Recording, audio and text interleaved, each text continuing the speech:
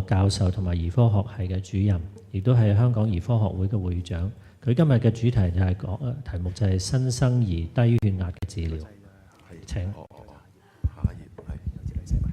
好多謝。係好多謝霍主席嘅介紹。更加多謝何鴻燊博士醫療拓展基金會嘅邀請，同埋阿禤先生嘅邀請。我本人感到非常非常嘅榮幸，再次可以嚟到澳門。因為我全部嘅幻燈，熄咗，唔好意思，熄咗。因為我全部幻燈片咧都係用英文嘅。咁啊，同埋咧，我嘅年齡都就嚟要去睇下大教授㗎啦。咁啲轉數就所以會慢少少。咁如果我用翻中文講咧，我諗大家個查歇咧就一定開唔成㗎啦。咁啊，所以咧就我都係用翻英文講比較快少少。啱啱個幻燈片熄咗。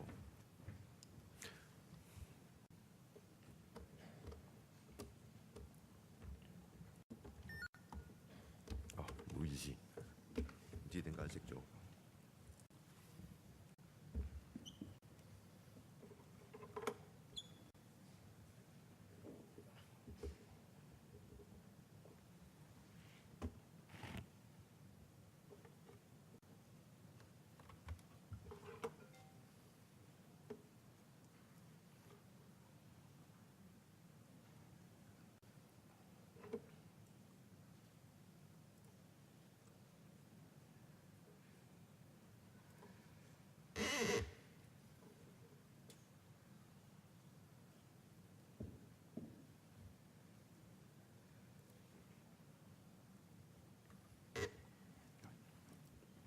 So, good afternoon, ladies and gentlemen.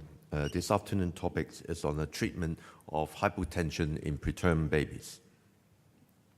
Now, the content of this afternoon talk will be a brief introduction followed by the different treatment of hypotension in preterm babies in terms of volume, inotropes, and hormone replacement. And thereafter, I will elaborate a lot more on the latest hormone replacement therapy and at the end, a conclusion. By definition, preterm infants was defined to be hypotensive in terms of a very arbitrary definition of the infant gestational age in completed weeks. In effect, if you have a 26 weeks baby, the mean blood pressure will be 26 millimeters of mercury. Other people have used a centile chart. The problem about the centile chart is that the baby's blood pressure will gradually increase within the first few days of life. There are also other reference charts that could be used, but they are very clumsy and complicated. So at the end, we still use the first definition. Now, there are many mechanisms that the preterm babies can have low blood pressure, partly because they may have low blood volume, because they are very edematous, or the fluid goes into the lungs or to the skin, and they have a very large surface area, so they evaporate the body water very quickly. We take a lot of blood from the baby, and also there's a risk of hemorrhage, especially from the gut and from the brain. There are also another mechanism of myocardial depression because of birth asphyxia, and more importantly, there is hormonal deficiency, especially on the adrenal axis.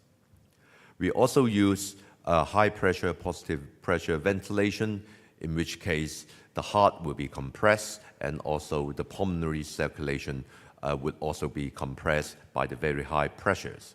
Other mechanisms involve hypothermia, infection. Everybody knows that infection will give rise to low blood pressure, cardiac problems, especially patent ductus arteriosus, and also a very important factor, vascular tone deficiency. And also the drug we use, like morphine, fentanyl, they all would drop your blood pressure. So essentially, there are three major mechanisms dropping the blood pressure: decreases the venous return, decreases stroke volume, inadequate tissue perfusion give rise to more hypoxia and acidemia, which give rise to a positive feedback loop.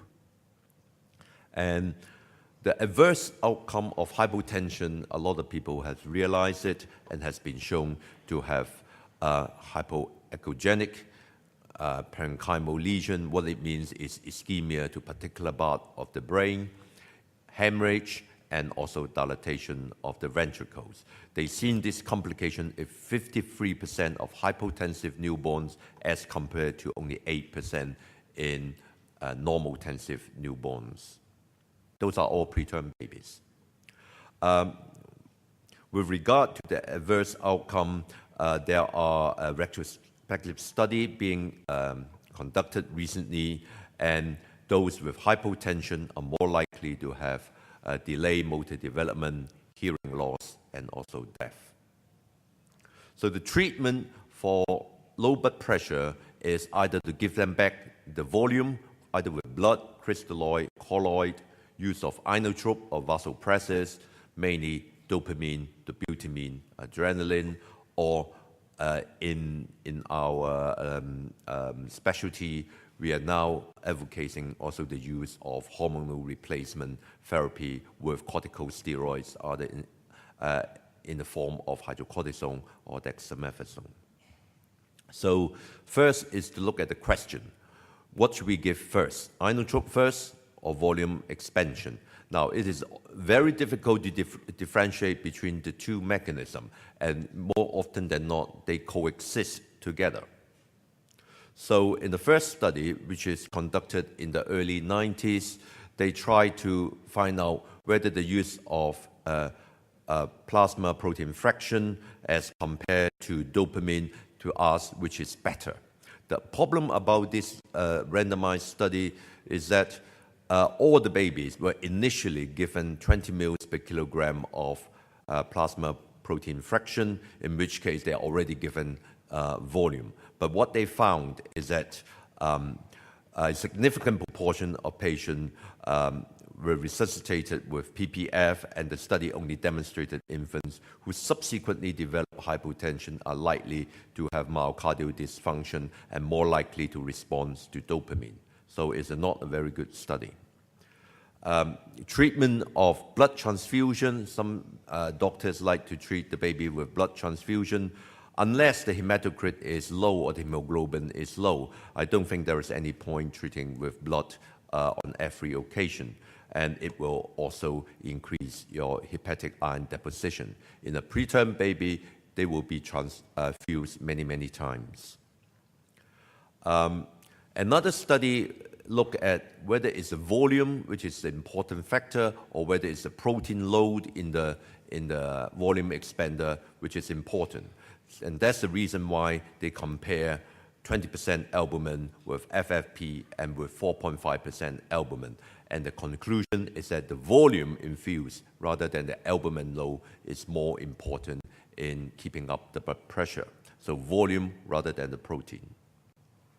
Also, in large studies comparing crystalloid-like albumin, colloid-like albumin with crystalloid-like normal saline to see which is better. This is an adult study, a meta-analysis study published in the BMJ, and what they found is that resuscitation with colloid, that means albumin, are associated with increased risk of mortality. 4 extra deaths per 1,000 patients, per 100 patients treated.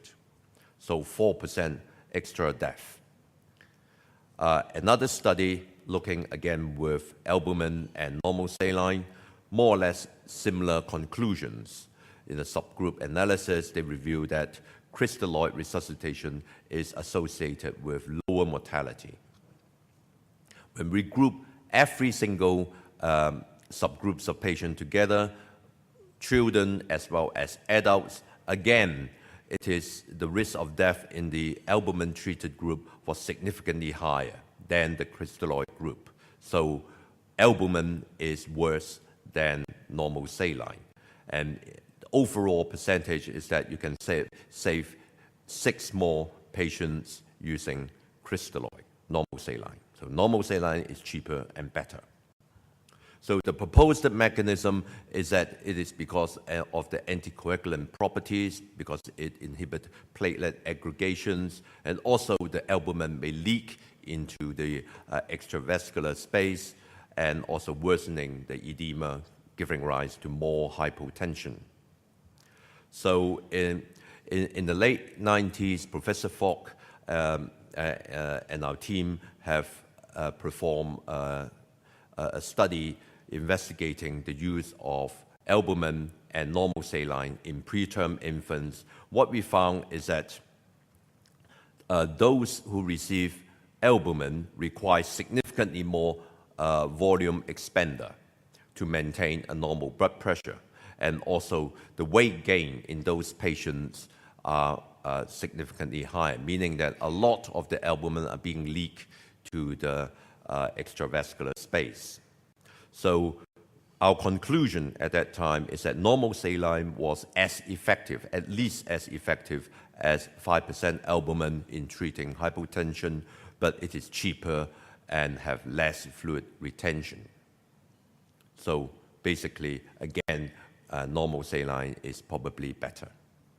Another more recent study comparing colloid, crystalloid, and starch preparation, unfortunately, there was no evidence that the starch preparation was superior. Next question to ask is that, okay, we know that normal saline is probably best. Next question is which inotropes or which vasopressors? Is it dopamine or is it dobutamine? In the late 80s, 80s, yes, there's a case series study suggesting that probably dopamine is better than dobutamine, and you have to prescribe with a rate of 10 microgram per kilogram per minute before it is effective. The dose lesser than that is not as effective. So another randomized control study comparing dopamine and dobutamine, and it suggested that dopamine had a significantly higher, can achieve a significantly higher median systolic blood pressure, 39 versus 34. Similar study, all 10 infants were successfully achieving the target range of blood pressure, whereas 6 of 10 infants failed in the dobutamine group. So again, dopamine is better in raising your blood pressure. Another study, more or less the same conclusion. The increase in mean arterial blood pressure was significantly higher in the dopamine group than in the dobutamine group. So from all the randomized control study, it points to a very major point, and it's that dopamine has been shown to be more effective than dobutamine in increasing the blood pressure in preterm infants. Another latest study, which is conducted in 2006, comparing low to moderate dose of dopamine versus adrenaline. And the conclusion, what they found, is that they are more or less as effective. Both treatments are effective, but those with adrenaline are associated with more transient side effects. The transient side effects are glycosuria and high blood sugar, which need the use of insulin. So much so for the conventional treatment. Very special to the preterm baby is the hypothalamic pituitary adrenal axis, because this axis undergo a very dynamic change during fetal development and also after birth. They exhibit a remarkable transformation in size, morphology, and function in the first few weeks of life. So normal development of this hormonal axis is essential for three functions. First is a regulation of intrauterine homeostasis for the fetus, influence the timing of delivery, and also maturation of vital organ system, including the lungs and the brain. So this is a very complicated diagram, but what it means is that it demonstrates the three factors that I mentioned. It's responsible for maturation of the organs, and through a lot of negative and positive feedback mechanism, it controls the homeostasis or the blood pressure in the fetus, and also in conjunction with the placenta, it will control childbirth, the timing of childbirth. So far, there is no major evidence to suggest that clinical adrenocortical insufficiency in term babies exists, despite the dramatic remodeling. Having said that, there are some literature that's saying that they are still not as good in controlling the blood pressure in the first few days of life, even in term babies who is ill. But ill and extremely preterm infants, especially those less than 1 kilogram, have decreased ability to produce adequate amount of corticosteroids. There are many studies which support this evidence. When we look at the steroid precursors, they are markedly raised, and there is a low end product of cortisol, indicating that the adrenal enzyme system is not matured. Another study, again, 7 times, 18 times, 8 times increase in intermediate metabolites, whereas the cortisol level, which is the target hormone, is very low, suggesting that there is a 11-beta hydroxylase deficiency. Similar study by the Americans, again reviewing exactly the same results. So in animal study, we also seen that there is a significant increase in mean arterial blood pressure during cortisol infusion in preterm sheep fetuses. There's also an association with a significant improvement in cardiovascular function a few hours after hydrocortisone replacement in those primates. So there are evidence in animals. How about in human? Now, we have found babies with refractory hypotension in a proportion of preterm babies. They are very preterm. They're less than 28 weeks usually, or even more so, less than 26 weeks, extremely low birth weight, less than 1 kilo. They have severe hypotension occur within the first few days of life. They do not respond to volume expansion and do not respond to vasopressor support. The blood pressure will remain extremely low, but readily responds to systemic corticosteroids, and we were suspected to have adrenal cortisol insufficiency. In fact, we have demonstrated in a series of studies, which I have not mentioned here, that they have intact pituitary function, but adrenal glands enzymes were deficient or inadequate. We have done another study correlating the cortisol and the inotropes and the volume expander, and what we found at day 7 is that the lower the cortisol level, the more you need your inotropes and also your volume expander and your duration of your inotrope support. Multivariate analysis further suggested that cortisol remains significantly associated with the blood pressure and the duration of vessel support. We have also studied with an HCRH test in preterm babies. Those are normal babies which do not require inotropes, and those are the ones with low blood pressure, and you can see that the cortisol level were much lower in the hypotensive group. Now, with regard to treatment, this is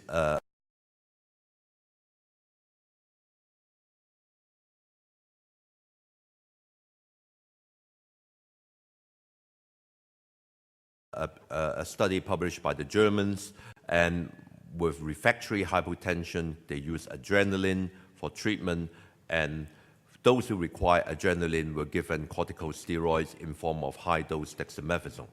Those who are given dexamethasone, the great majority, or over half of them, will be weaned off the inotropes within 12 hours. There's a very quick time, whereas 1 out of 9 babies receiving saline or the placebo would be weaned off. However, they use a rescue treatment after they gave the dexamethasone. 5 out of 8 infants were weaned off adrenaline in 1 to 7 hours. Another prophylactic study performed by the Americans suggested that those at birth, no matter what, they were given hydrocortisone, and with that, they found that a lot of babies do not require inotropes at 48 hours compared with the one that was given the placebo. So they suggested that prophylactic hydrocortisone treatment reduce the use of inotropes. The only problem is that they have to terminate this study earlier because there is gastric perforation in the hydrocortisone group. We at the Chinese University of Hong Kong also performed a study with a stress dose of hydrocortisone. That means double the dose of the physiologic production of hydrocortisone in the preterm babies. And only in babies with refractory hypotension, we first gave it saline, and that doesn't work. And we gave them dopamine, 10 mites per kilo per minute, and still doesn't work. We randomized into hydrocortisone group and the placebo group. And what we found is that the vasopressor were weaned off after 72 hours in almost 80% of babies given hydrocortisone, whereas only about 33% weaned off in the placebo group. Also, the duration of inotropic support is much shorter, and also the use of a second vasopressor is much less, and also the amount is much less, etc. So we suggested that in a selective group of babies with refractory hypotension, there is a role for the use of hydrocortisone or corticosteroids. However, at the same time, with the fear of GI perforations, we also use a proton pump inhibitors, try to prevent these important complications. Now, this is the blood pressure. During our randomization, the blood pressure are more or less the same between the two groups. The blue line represents the hydrocortisone group, whereas the red line represents the placebo group. You can see the blood pressure is significantly higher, and then they merge back at about 7 days of life. Another study that we have performed, in fact, this study was performed by Professor Fogg, using inhaled corticosteroids for treatment of RDS. And with his permission of looking at the data retrospectively, we also look at the blood pressure. We did give a pretty high dose of inhaled flucortisone. And what we found is that there is a significantly decreased use of volume expander in the inhaled corticosteroid group, and also a trend suggesting that it's useful or lesser use of a dopamine also in the inhaled corticosteroid group. So even if you give inhaled corticosteroids, some of the corticosteroid will be absorbed, and that lead to significantly less volume expander being needed by the baby. The mechanism of steroids has been proposed to be the ability to increase the density of beta-adrenergic receptors. Also, it can reverse the desensitization effect of prolonged corticocholamine exposure on the receptors, and also it could increase the angiotensin II receptor gene expression. Those are the mechanisms of the glucocorticoid, rather than increasing the sodium retention in the body. So, in conclusions, ladies and gentlemen, I've spoken about the treatment of use of different mode of therapy for treating hypotension in preterm newborns. With regard to volume, I think normal saline would be good enough. And with inotropes, the first choice is still dopamine. And if everything fails, then it is worth a short course of corticosteroids in those patients with really, really low blood pressure and did not respond to either method of treatment. Thank you.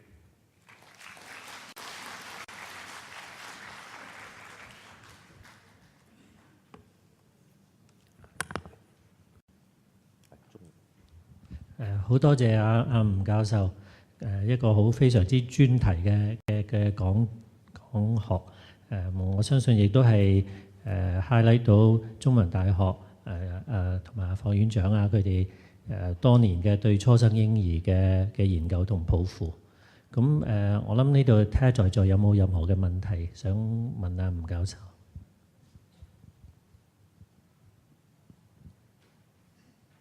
或者吳教授，你可唔可以先解釋？因為我諗大部分喺度嘅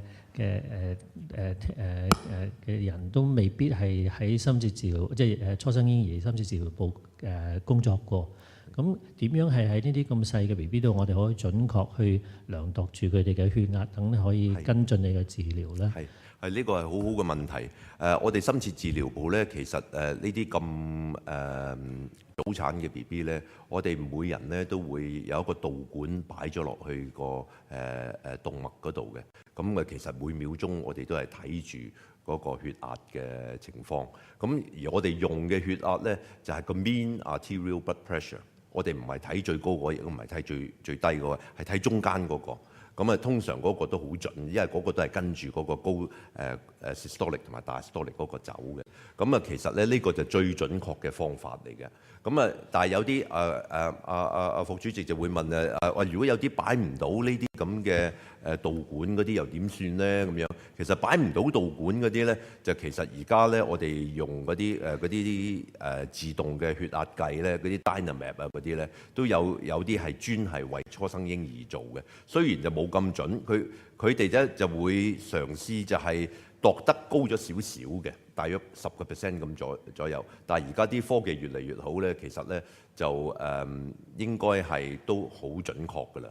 即係嗰啲量度，同埋最重要咧都係大家都知道度血壓都係嗰個 cuff 嘅問題咧，個 cuff size 一定要好準至得，因為要好適合至得。如果太細或者係太大咧，都會令到個血壓高或者係會低嘅。係。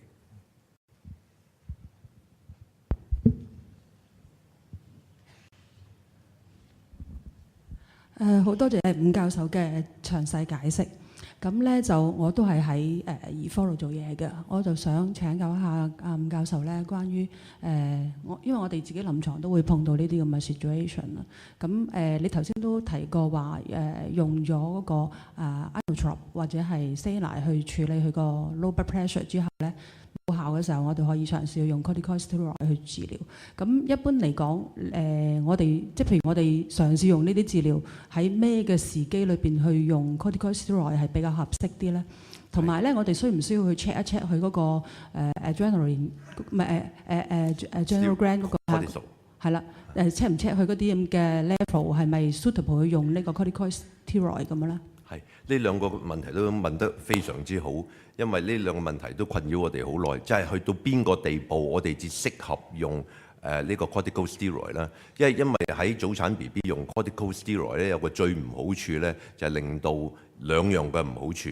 第一個唔好處咧，就會令到，因為佢對個 DNA 即係嗰啲細胞嘅 DNA 係有影響嘅，所以佢有可能如果你俾得個劑量大嘅話咧，同埋好早去俾 corticosteroid 嘅話咧，佢會影響個腦部嘅發展嘅。呢個第一。呢個第二咧就係佢會corticosteroid 咧就亦都會係令到會腸穿嘅，就係通常穿嘅地方咧就係喺個胃部或者係 ilium 嗰度穿嘅，咁呢啲係最常見嘅。咁同埋咧，第一個條件咧就係一定唔可以 corticosteroid 同埋 indomethacin 一齊用，因為我哋用 indomethacin 消炎痛咧就愛嚟閂個心導管嘅。如果兩個一齊用嘅話咧，就會 increase 個 risk of perforation 咧就10倍嘅高。咁所以一定第一呢個係第一先決條件啦。你用咗一個你就唔可以用第二個㗎啦。呢個第一。好啦，咁講翻我哋個 unit 個 policy 係點樣咧？其實我哋個 policy 一路都變緊嘅，因為初時咧我哋又用好多水嘅，咁發覺呢啲水咧就浸住自己個肺咧，咁就好難會掹到條喉，即係 BB 嗰條喉好難掹嘅。咁所以咧我哋而家咧就減少用水，減少得好多，因為其實好少嘅早產 BB 真係 hypovolemic 嘅。咁就所以我哋而家係用2劑水嘅啫，10 ml per kilo 一劑，睇佢得唔得？如果再唔得，用多一劑。如果個 blood pressure 都仲唔升嘅話咧，咁我哋就開始去 start 嗰啲 dopamine 㗎啦。咁dopamine 其實我哋用到個劑量都好高嘅，用到20 米 per kilo per minute。咁如果唔得嘅話咧，就再加多隻 dobutamine 落去啦。